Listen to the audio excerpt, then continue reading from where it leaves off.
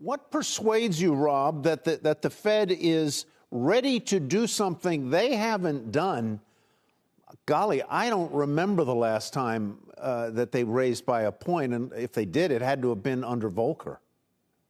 Well, thanks, Tyler. Look, I would say a couple of things. Clearly, the strategy the Fed has been using for the past 12 months hasn't really produced the results I think they've been looking for. You know, they've been gradually guiding the market towards higher rates over time, but trend inflation pressures really haven't improved much at all. In addition to that, financial conditions, we think, just continue to show they are not tightening enough for the Fed to feel comfortable that growth really is going to slow down and that the unemployment rate really is going to move higher, meaning that inflation could stay higher for longer. So, you know, from our perspective, I think this could be the moment where policymakers look up and decide we need to change strategy. We need to surprise the market a little bit and just get a little bit more of a knee-jerk tightening in financial conditions to really get ahead of the entrenched inflation problem we think that they're facing. I don't disagree with anything you just said there about the entrenched nature of inflation or the need to squeeze it out, because if we don't wrestle inflation to the ground, it becomes a very, very serious long-term economic inhibitor.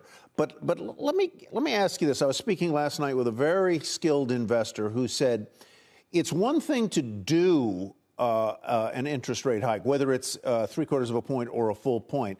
But then what the market is going to be listening for is the slightest little hint during the press conference of a walk back, because there's a lot of capital on the sidelines. There's a lot of dry powder that just wants to get in there.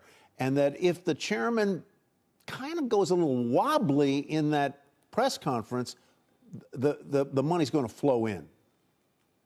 We would be a little bit cautious of that view just because I think the Fed has become a little bit more concerned about how those press conferences have played out over the prior 4 meetings. Generally speaking, once the statement comes out at 2 p.m., we tend to see risk off price action in the market. And then once Powell starts the press conference at 2:30, risk assets tend to rally. I think Powell's very aware of that right now. Yes. I think his objective tomorrow is going to be to come out and make sure that doesn't happen. I think he's looking at the market reaction to Jackson Hole, where there wasn't a press conference, only the prepared remarks, and saying maybe it's time for a little bit more of that. And I think the way you achieve that is by sounding, you know, as hawkish as you can at 2:30. This is exactly what my friend said. He said when they didn't do the press conference, the hawkish message stuck in a way that it wouldn't have before. He's very skeptical, by the way, that if there is sort of a rally, that eventually it's going to get crushed, because eventually the Fed is going to have to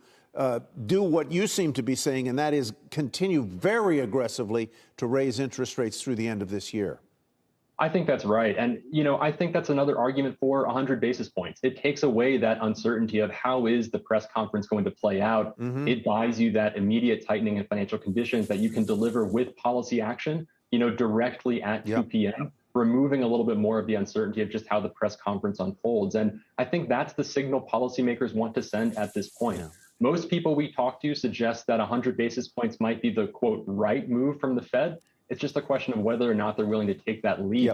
And at some point, I think policymakers are going to look up and say, you know what, the inflation situation's bad enough, growth needs to slow down, and it's time to kind of change track.